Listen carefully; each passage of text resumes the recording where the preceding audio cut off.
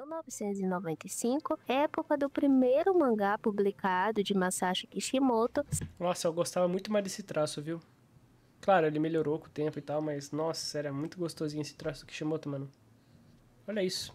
Sendo o one-shot Karakuri, situante em um mundo que Claro, tinha esse problema aí, né? foi afetado por um agente infeccioso, ocasionou em uma perda massiva da população, fazendo com que o Ministério de Saúde e Bem-Estar desenvolvesse uma Olha que nada a ver, né? Kishimoto falando de coisas envolvendo biologia, sendo que em Naruto ele só pega e fala tudo essa aula de Hashirama, foda-se qualquer ciência, e pro Kabuto ficar daquele jeito ele fez um suco de cobra e virou Orochimaru. O Kabuto Amaru, quer dizer, né? célula artificial do sistema nervoso, ocasionando um amplo controle sobre qualquer anormalidade, cujo objetivo era a implantação em humanos para fazer com que a humanidade viesse se recuperar dessa crise. Porém, o Ministério viria fazer uma Caraca, essa música do fundo é de que jogo? Eu já ouvi essa música antes. Caraca, de que jogo que é essa música? acordo ultra secreto com certos grupos para ter um custeamento dessas pesquisas e métodos para fins militares. Com isso, as pessoas que eram cobaias acabavam sendo chamadas de androides, sendo modificadas tanto fisicamente quanto mentalmente, além de que certos Eu tô ouvindo o vídeo, tá? Só pra deixar claro, mas a música tá realmente me pegando. De onde? Final Fantasy? Acho que é Donkey Kong, hein? Acho que é Donkey Kong. Acho que essa música é do Donkey Kong.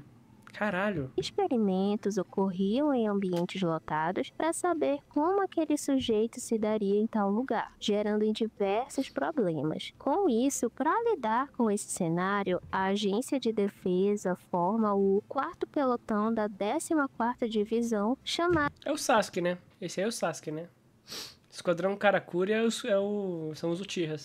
de Esquadrão Karakuri, para lidar com esses casos envolvendo androides. E algo que já vale notar nessa primeira obra do autor é muito da sua ideia de trazer uma certa tecnologia associada a um cenário mais tradicional, algo que veríamos em projetos futuros. E curiosamente, Naruto apresenta uma construção de mundo bem agarrada nesse princípio, onde toda a ideia de Konoha ocorre muito sobre um lugar que se remete bastante a um cenário onde a tecnologia é movida a vapor, atrelada à influência do subgênero steampunk, apesar de que não necessariamente o mundo de Naruto ou a Vila da Folha em si se estruture dessa maneira, mas É a diferença da estética pra construção de mundo. Tipo, a estética, ela é desse jeito, mas isso não interfere em nada na trama. Não interfere em nada. Talvez na Vila da Chuva isso seja um pouco mais palpável, um pouco mais, né, mais correlacionado, mas em Konoha não tem nenhuma diferença. Konoha poderia ser completamente diferente em questão de arquitetônica, e tipo assim, não iria mudar em nada. Não iria mudar em nada a questão de como eles funcionam, porque eles não interagem com o cenário tanto assim. Tu acha que eles desperdiçaram o Cleusomax? Sim, desperdiçaram pra caralho. Sasuke fidético. Vibe Vila da Chuva. Então. Na Vila da Chuva isso é bem mais característico e aí tem até mais interação, né? Tem um motivo, uma simbologia por trás da chuva e tal, né? E outras coisas envolvendo a mecânica de localização do Pen. O traço antigo do Kishimoto é meio bizarro. É meio bizarro, mas pra mim ele fica no auge durante o arco lá da Tsunade. De chegar lá e contatar a Tsunade. Pra mim aquilo lá é o auge do Kishimoto. Muito bonito.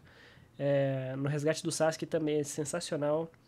E depois eu acho que ele vai se perdendo num limpo até demais. Eu não gosto mais tanto assim. No Shippuden tem óbvio que tem painéis muito bonitos, tá? Não tô também negligenciando o Shippuden.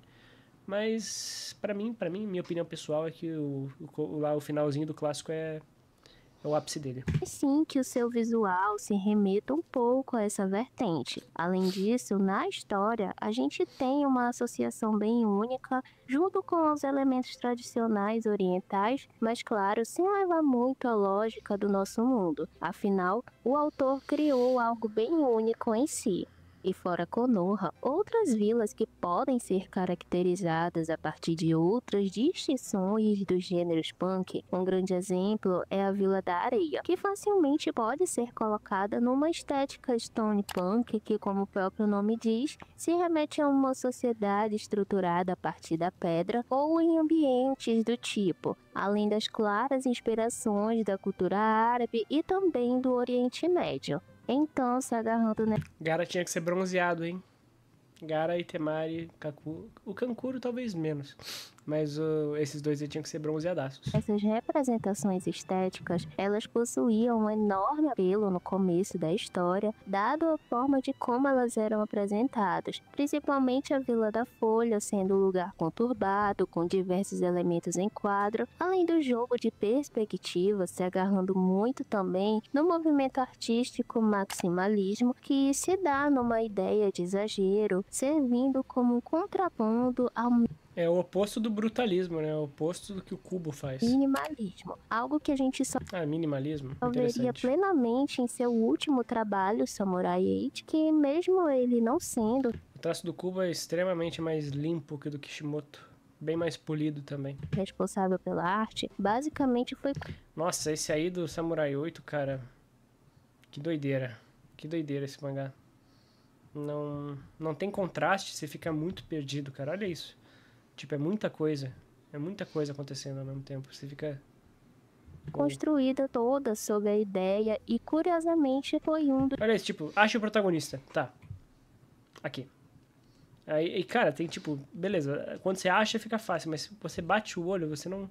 Você tem que parar e entender a imagem, saca? É bem diferente. pontos mais criticados do mangá. E talvez uma obra que melhor represente essa ideia em si seja Tekken Kindred de Taiyo Matsumoto, cuja toda a ambientação dessa história ocorre em uma cidade rica em detalhes que apresentam um aspecto sujo, com uma arquitetura bem opressiva, também se levando por uma ideia de ambiente de espaço distópico, sendo um perfeito exemplo de fantasia urbana. Show. Depois eu vejo isso aí. Depois, quando eu acabar tudo, eu deixo um comentáriozinho.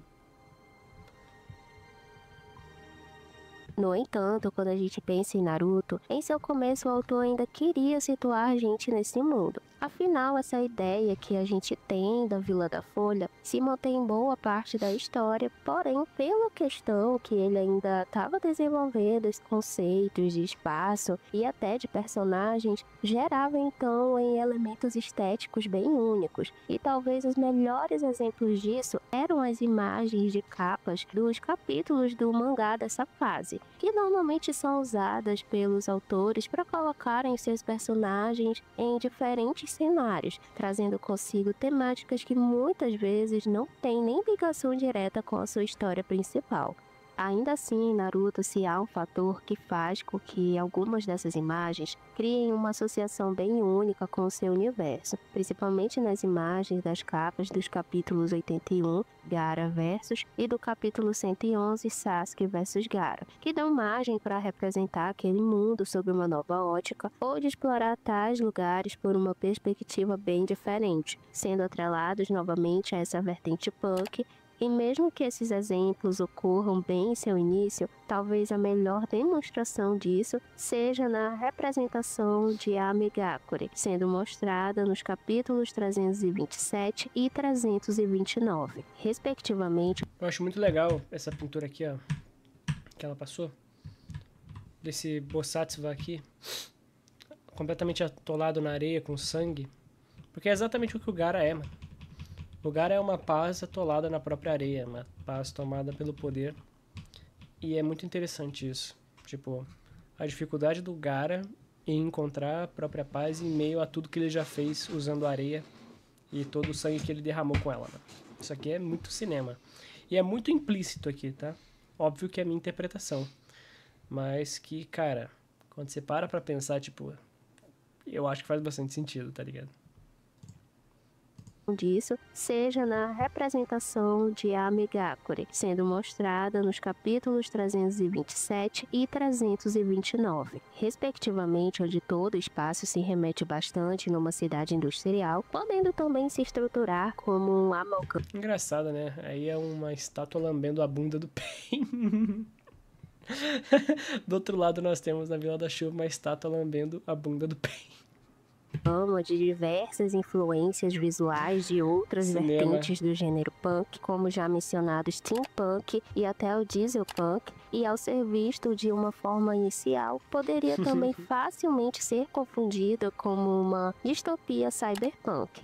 De qualquer forma, eventualmente a gente teve uma mudança na arte do próprio Masashi, podendo ser atrelado tanto por uma maior proximidade do visual do anime, até por questões pessoais do próprio. Afinal, algo normal que acontece com qualquer produção duradoura. Então, se hoje já é normal a gente perceber uma enorme mudança no trabalho de um autor onde a obra está há mais de 5 anos em publicação, imagina uma que esteve há mais de uma década. Então, apesar Mudou muito, muito, muito, muito.